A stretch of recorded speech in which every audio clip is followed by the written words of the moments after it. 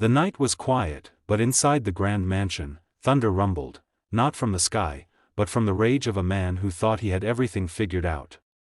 Alexander Grant returned home after 5 years abroad, a millionaire who had built empires and conquered markets.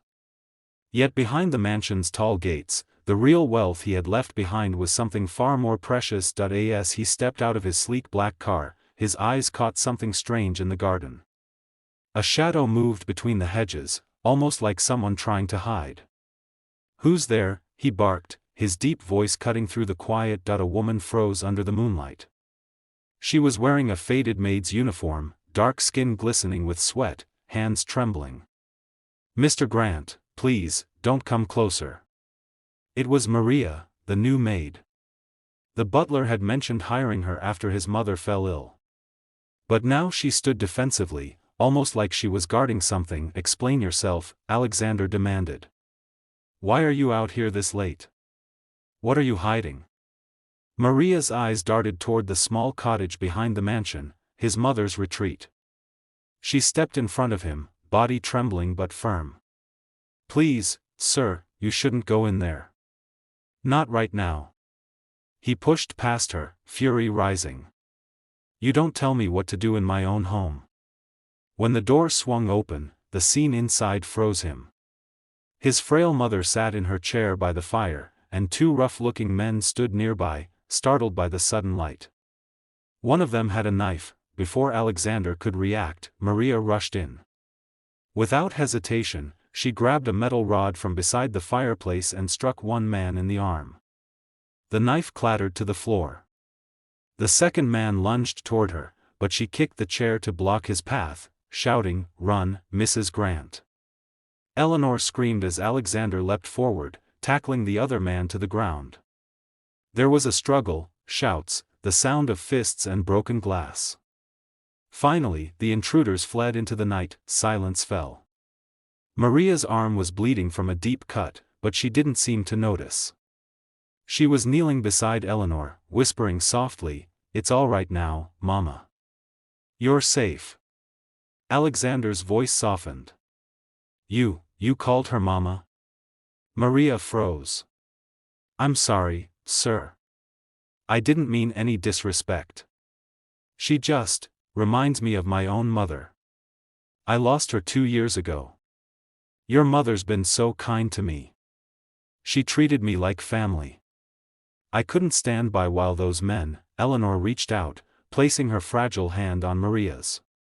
"She's been my angel, Alex. When everyone else forgot about me, she was here. She read to me, cooked for me, prayed with me. You don't know how many nights she stayed awake when I was too weak to breathe." Guilt weighed heavy in Alexander's chest. He hadn't visited his mother in nearly a year. Work, business trips, excuses. Yet this woman, who owed him nothing, had done everything a son should have done. He looked at her bleeding arm. "Let's get that treated." Maria shook her head. "Please, sir, I'm fine." Eleanor's voice was gentle but firm. "No, you're not. And neither is my son." Alexander knelt beside her, taking her hand. "I'm sorry, Mom. I should have been here." Tears filled her eyes. "You're here now, that's what matters." Paramedics and police arrived soon after. The men were caught later that night, and Maria's wound was stitched. Days later, Alexander called Maria into his office. She stood nervously at the door. "Sir, if you're replacing me, I understand. I caused too much trouble." He looked up from his desk, shaking his head. "Trouble? You saved my mother's life." He handed her an envelope. Inside was a deed to a small house nearby. "Sir, I can't." "Yes, you can," he interrupted. "It's not charity. It's gratitude.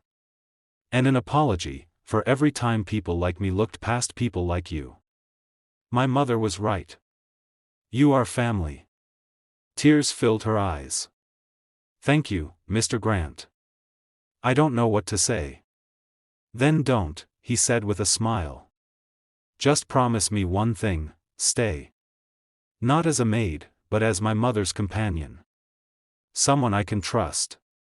Months later, visitors to the mansion would often see a surprising sight: a wealthy man, his aging mother, and a young black woman laughing together over tea in the garden. People whispered, some judged, but Alexander didn't care. He had learned a truth money could never buy: the greatest treasures in life aren't found in bank accounts, they're found in hearts that choose to protect, forgive, and love.